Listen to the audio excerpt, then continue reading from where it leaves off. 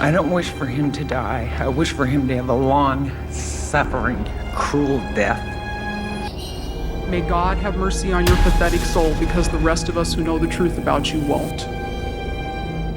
The one thing that I want you to know, I was that daughter at home, waiting for my mom to come home.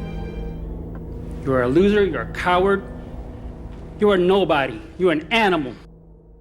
These were his victims' relatives. All while they spewed curses upon curses, he remained motionless, emotionless, gloating as if to say, yes, it was me. Welcome to CrimeScope USA. Before we get into the video, do smash that like and subscribe button to help the channel. Also, don't forget to ring that notification bell so as not to miss any new videos from us.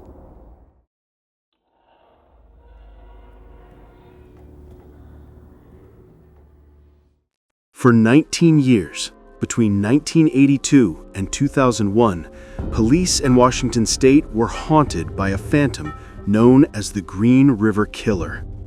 A string of bodies began appearing in King County, dumped in and around the murky waters of the Green River. All were young, female, and had been brutally murdered. The exhaustive investigation would reveal a multitude of clues in the way of DNA evidence. However, the killer was unknown to the police. DNA technology was still very much in its early years, so until the science caught up, this vital piece of information would be next to useless. But each murder presented a terrifying insight into the mind of a sick individual. A man who returned to the scenes of his crimes to commit multiple acts of necrophilia upon his victims. A man who completely melted into the crowd, a simple blue-collar worker, the backbone of America. Yet hiding behind this facade was nothing short of evil. A cold, calculating monster who preyed upon women, luring them into a false sense of security before brutally snuffing out their lives.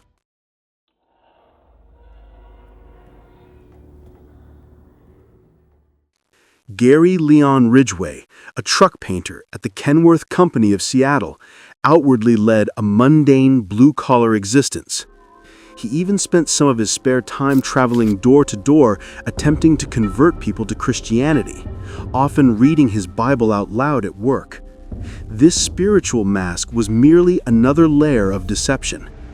His true obsession led him to the red light area of Seattle on Highway 99, famously known as the Strip. He would select his victims with chilling precision. He did not want the streetwise working girls, the ones who were more wary and cautious and more likely to carry a weapon. No, he wanted the novices, new to the streets, naive, easily manipulated. These were the ideal targets for a man with his levels of deep-seated hatred for women, a hatred that had festered since childhood. His own father regularly frequented prostitutes, leaving young Gary in the car, while his domineering mother inflicted constant humiliation, fostering a twisted psychosexual complex in him. He truly despised having to pay these women for sex, feeling it was a right he was entitled to. He would use his mild, unassuming manner to lure these girls into a false sense of security. Sometimes he'd park up on the Strip and pretend his truck was having trouble, popping the hood and looking like he was fixing it. This subtle ruse encouraged the women to approach him, as he appeared less threatening, just a regular guy needing help. Sadly, prostitutes like these are often the perfect target for a serial killer of his caliber.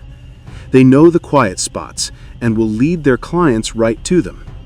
At the lower, poorer end of the spectrum, these women's disappearances generally tend to fly under the radar of society. They are often highly transient, rarely using their real names, and frequently dealing with their own problems with the law, meaning they go a long time before being reported missing, if they ever are. Ridgway counted on the fact that society held them in low regard, giving him the ultimate shield of anonymity.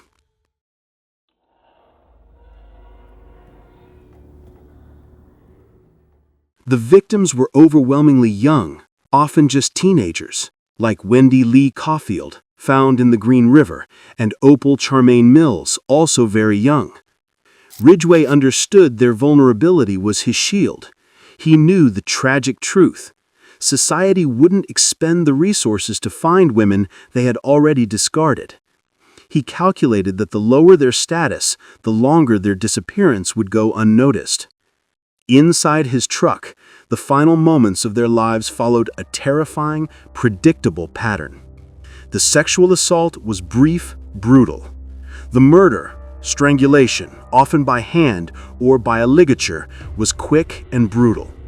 It was the absolute final moment of dominance that Ridgway craved so pathetically. But the killing was just the start of his ritual. He scattered the bodies across a vast area of King County. Consider Marcia Chapman and Cynthia Hines, two of the initial victims whose remains were found near the river, signaling the terrifying pattern. Then there were victims like Mary Meehan, who disappeared in 1982. She was a runaway teenager who had an altercation with her stepdad and went to live on the streets, eventually ending up in the open jaws of a predator and serial murderer. His dumping grounds were vast and untraceable.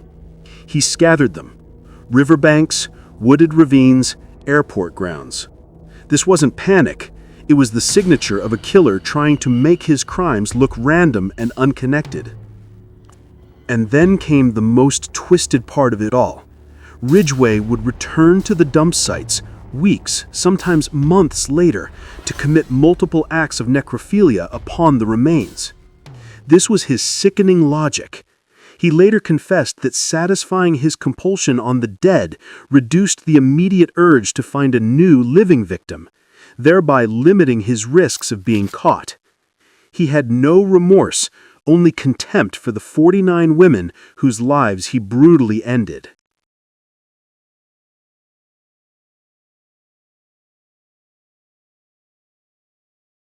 For years, the investigation stalled. The police had a multitude of clues, including DNA evidence, but the killer was simply not known to them. This normally vital piece of information was next to useless because the science had not yet caught up to the crime. Ridgway was eventually arrested in 1982 after one of his routine killing failed and the prostitute got away. He was a prime suspect, he was interrogated, even passed a polygraph test in 1984. But as the 1990s ended, the dark secret he thought was safe began to decay. The DNA technology advanced, and the old silent evidence stored in police archives gained a voice. Using sophisticated Y chromosome DNA testing, semen samples recovered from the bodies of 4 original victims, Marcia Chapman, Opal Mills, Cynthia Hines, and Carol Ann Christensen, were definitively matched to Gary Ridgway. The physical evidence, decades old, finally spoke the irrefutable truth. He was arrested at the Kenworth factory on November 30th, 2001, finally ending the 19-year manhunt.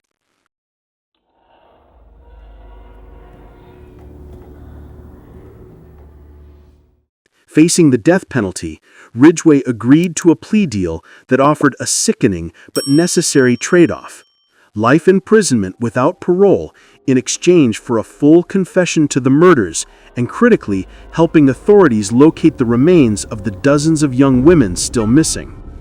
In a strange twist, the police would receive additional help from a highly unlikely source, another notorious killer who helped with his own insider knowledge of murder, assisting the police in getting into the head of Gary Ridgway.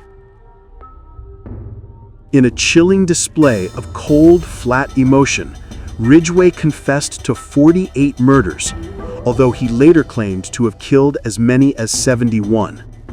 He walked investigators through the dense, overgrown woods, casually pointing out the locations of long-lost victims, describing the final, brutal moments of their lives with the clinical detachment of a man reciting a grocery list.